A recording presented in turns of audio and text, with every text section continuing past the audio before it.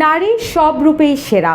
মায়াময় মুখের দিকে তাকিয়ে যেমন মুগ্ধতায় বিমূঢ় হতে হয়, ঠিক তেমনি সময়ের প্রয়োজনে জ্বলন্ত আগ্নেয়গিরির মতো ঝলসে ওঠে। নিজের জীবন বাজি রেখে এবার স্বামীকে বাঁচাতে ঢাল হয়ে দাঁড়ালেন স্ত্রী। এমনই এক ঘটনার সাক্ষী হলো ঢাকাবাসী।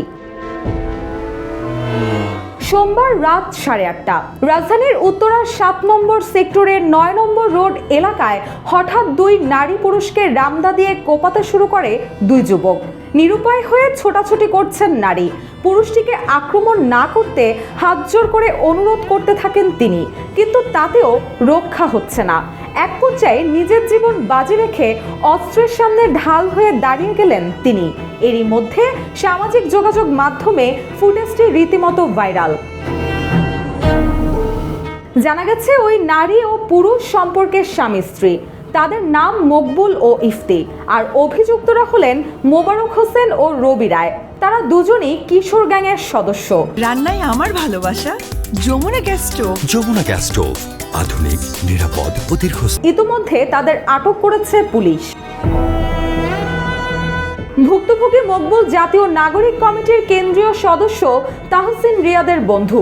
ঘটনার বর্ণনা দিয়ে জাতীয় নাগরিক কমিটির দায়িত্বশীল সদস্য হাসান মঈন গণমাধ্যমকে বলেন, খবর পেয়ে আমরা ঘটনাস্থলে গিয়েছি, দুজনকে আটক করা হয়েছে। এই হামলার পেছনে আরও যারা জড়িত তাদের সবাইকে খুঁজে বের করা হবে। ঘটনার কারণ জানিয়ে হাসান মঈন বলেন, কিশোর গ্যাং গ্রুপটি টঙ্গী এলাকার। তারা সেক্টরের ভেতরে উচ্চ শব্দে মোটরসাইকেলের হর্ন বাজিয়ে যাচ্ছিল। এ সময় রিকশা থেকে প্রতিবাদ জানান মকবুল ও ইফতি। এতে ক্ষিপ্ত হয়ে 20-25 জনের গ্যাং বাহিনীকে জড়ো করে তারা। পরে মোবারক ও রবি রায় ওই দম্পতিকে কোপানো শুরু করে। স্থানীয়রা জানান, টঙ্গী এলাকার কিশোর গ্যাংয়ের সদস্য তারা। সন্ধ্যার পর উত্তরা ও ঢাকা ময়মনসিংহ মহাসড়কের বিভিন্ন স্পটে সংঘবদ্ধভাবে ছিনতাইয়ে জড়িত চক্রের সদস্য বলে জানা গেছে। গতকালের ঘটনার সময় স্থানীয়রা ধাওয়া দিলে অভিযুক্তরা সেক্টরের বিভিন্ন রোড ধরে পালিয়ে গেলেও দুজনকে আটক করে স্থানীয়রা। এ সময় আটককৃতদের গণপিটুনি দিয়ে সেনাবাহিনীর মধ্যস্থতায় উত্তরা পশ্চিম থানা পুলিশের হাতে তুলে দেয় স্থানীয় জনতা। এদিকে ধারালো অস্ত্রের মুখে স্বামীকে বাঁচাতে ঢাল হয়ে দাঁড়িয়ে যাওয়া অদম্য সাহসের কারণে সামাজিক যোগাযোগ মাধ্যমে প্রশংসা কুড়িয়েছেন স্ত্রী ইফতি।